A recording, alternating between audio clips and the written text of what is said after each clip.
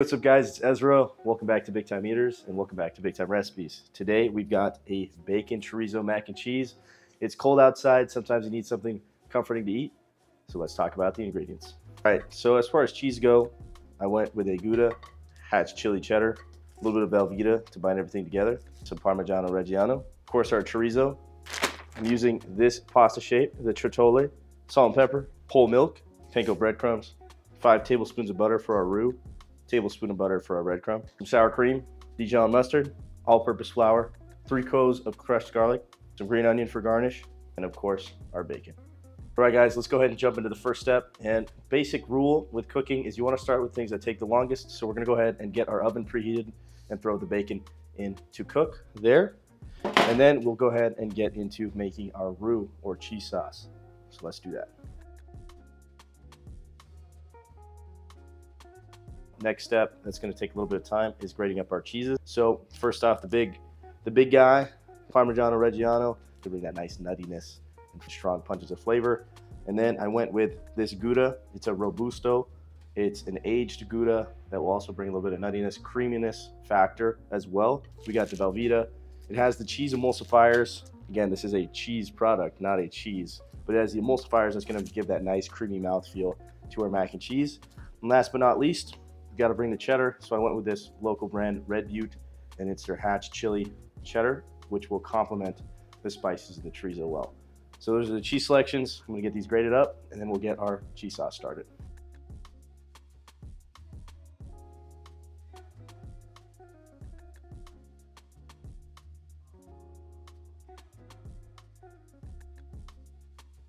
All right, guys, we got the ball rolling. Let's keep it going. First, we're going to cook off our chorizo and onions because this chorizo is going to render a lot of fat. I do recommend, this is just from Costco. You want to use a fine chorizo, not a Spanish chorizo, just because this will turn into a very soft paste-like, almost pate.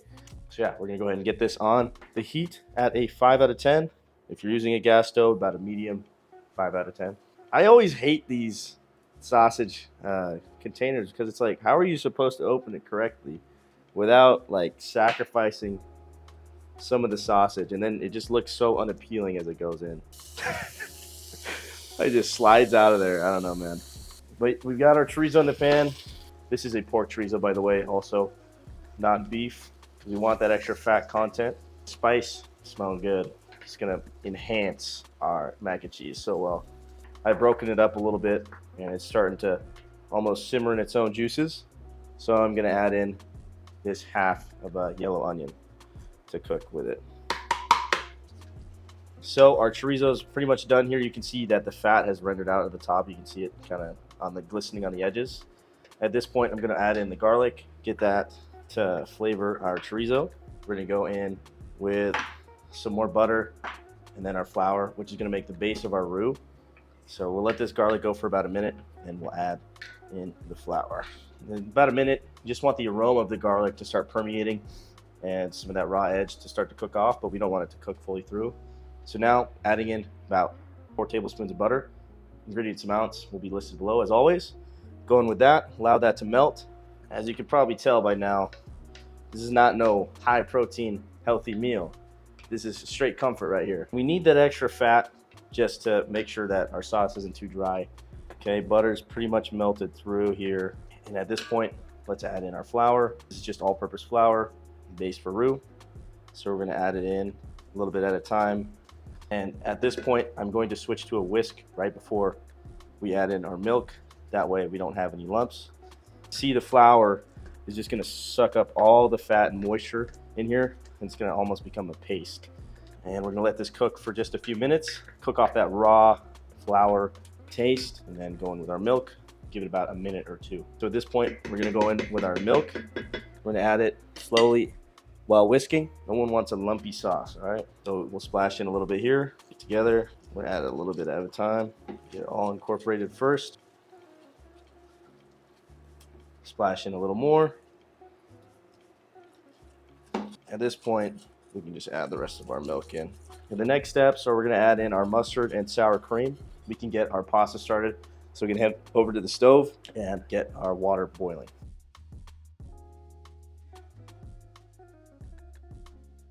All right, guys, so we got everything incorporated in. You can see it's got a slight bubble going. So at this point, we're gonna add in our sour cream and Dijon mustard.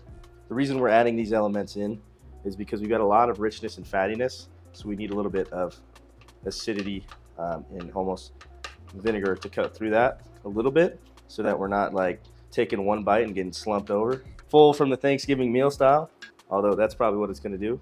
And Dijon mustard in as well.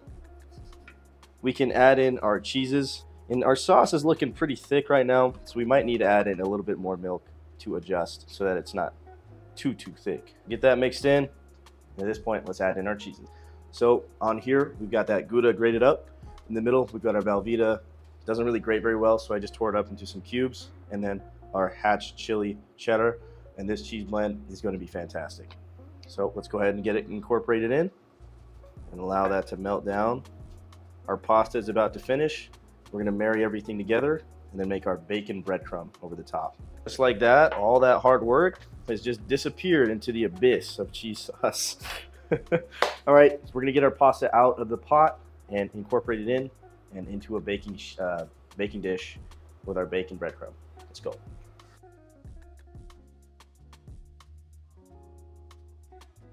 We've got our bacon prepared up two ways.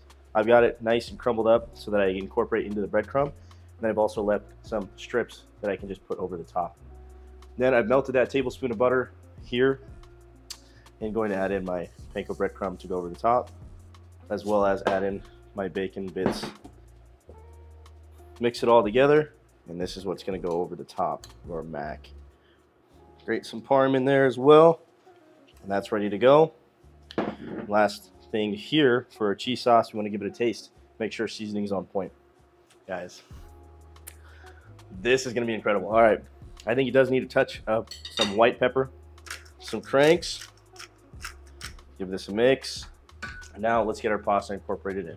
All right, we've got our Trotolle out of the cooker. So now we're going to mix everything together in our cheese sauce. Be careful not to break up our noodle shape because we chose it for that reason. We want to make sure all the sauce. So just be wary as you're mixing all this together to not break up the pasta shape too much. And par cooking is going to help with that because it's still going to be a little bit rigid. We cooked this 2 minutes under the package directions, so it's right about perfect once it bakes off. I'm going to turn this off and get it into our baking dish. We'll get it in a little bit at a time at first, and then we'll dump the rest in. And I'm just spreading it across, but being careful to still leave some of those uneven edges because we want the crispy bits. That's the best part of the mac and cheese. That's why we do the breadcrumb, because there's that textural difference. You're gonna get that crunch. Now let's go in with our breadcrumb over the top. So we got our bacon breadcrumb in there now, but we're not done yet. We're gonna layer our pieces of bacon over the top.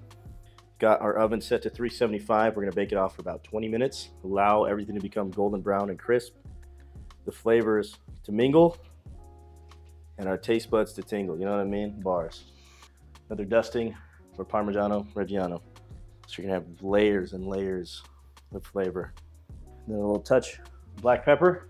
And we are golden. We're gonna put this on a baking sheet so anything that might spill over gets caught by that into the oven.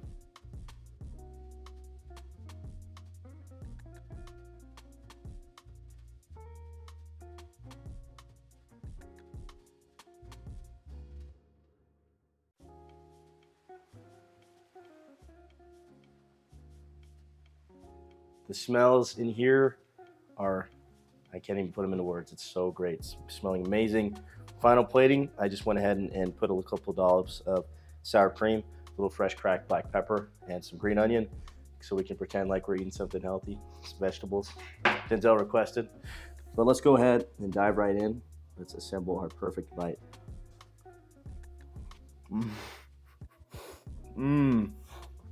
Wow. That is so flavorful. That chorizo does a lot of the heavy lifting in terms of spicing it up, but you can also taste the absolutely creaminess and that chili that we've added in the types of cheeses. That Gouda and that Velveeta come together with a really nice mouthfeel. perfect for a winter day. Let's get the dense test. The dense test has arrived. Let me tell you, this is looking magnificent. All right, right there. Another one.